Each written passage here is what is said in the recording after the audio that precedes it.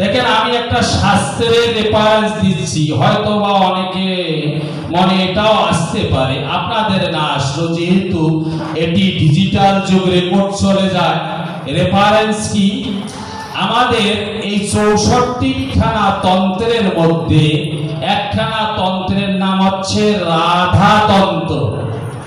এই রাধাতন্ত্র কলিতে বিশেষ মান্যতা রয়েছে। বিশেষ মান্যতা কি?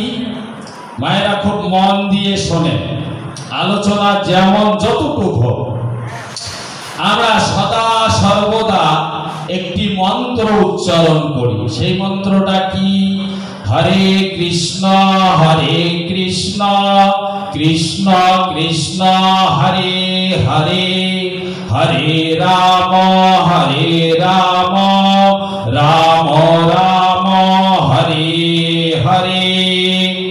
বলে এই মন্ত্র কোথায় আছে জানেন তো? হ্যাঁ, এই মন্ত্র কোথায় আছে? একমাত্র 14 শাস্ত্রের মধ্যে এই রাধাতন্ত্রে কেবল রয়েছে। আবার বলতেছি, ভালো করে শোনেন। আমরা যে 16 অক্ষর 32 নাম মহামন্ত্র, যে নামে আমরা জানি চিনি না কেন, এই মন্ত্র একমাত্র এই রাধাতন্ত্রে রয়েছে। আমরা যেভাবে বলি হরে কৃষ্ণ কৃষ্ণ কৃষ্ণ হরে হরে, হরে রাম রাম রাম হরে হরে। কেননা কলিতে নামের কোনো বিকল্প নাই। নারদীয় পুরাণে দেবর্ষি নারদ বলেছেন, হরের নামই মম জীবনম কলম নাস্তিব্য গতিরন্নতঃ। এজন্য আমরা নাম করি।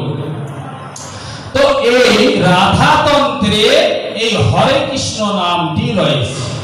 আর কোথায় রয়েছে? আর এক জায়গায় রয়েছে, তা হচ্ছে কলি সন্তর উপনিষদে এই নামটি রাম নাম দিয়ে রয়েছে। হরে রাম রাম রাম হরে হরে, হরে কৃষ্ণ কৃষ্ণ কৃষ্ণ হরে হরে।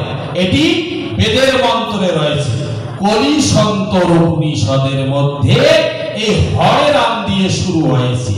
তাহলে গৌরাঙ্গ মহাপ্রভু যিনি নামের বর্ণনা দিয়ে গেলেন এই আমাদের এই কলির জীবের জন্য, তিনি যেহেতু বৈদিক মন্ত্রের সকলের অধিকার নেই, সেহেতু তিনি এই হরে কৃষ্ণ আগে উচ্চারণ করে হরে কৃষ্ণ কৃষ্ণ কৃষ্ণ হরে হরে, হরে রাম রাম রাম হরে হরে।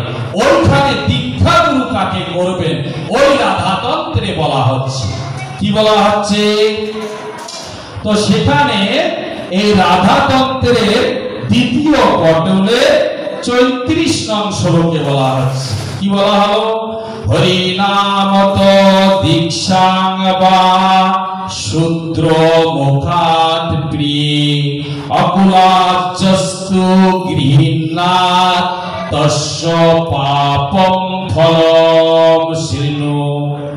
রাধাতন্ত্রের দ্বিতীয় পটলে 34 নং শ্লোকে বলা হলো, হরিনামত দীক্ষাং বা শূদ্র মুখাৎ প্রিয়ে অকুলাচ্চস্তু গৃহীন্নাৎ তস্য পাপম ফলম শৃণু। শোনো পার্বতী, অকুলা কুলগুরু বেধি রেখে, কুল পরম্পরা বেধি রেখে যদি কেউ শূদ্র বা শূদ্রাণীর মুখে এই মন্ত্র গ্রহণ করে তার কি পাপ হয়? হে পার্বতী শোনো।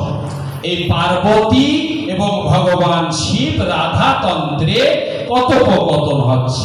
তো সেখানে বলতেছে, শ্রুত্বা শূদ্রাহপি শূদ্রাণি বিদ্যা বা মন্ত্র উত্তমা কোটি বর্ষণ সমোদয় রৌরবম প্রতিগাচ্ছতি।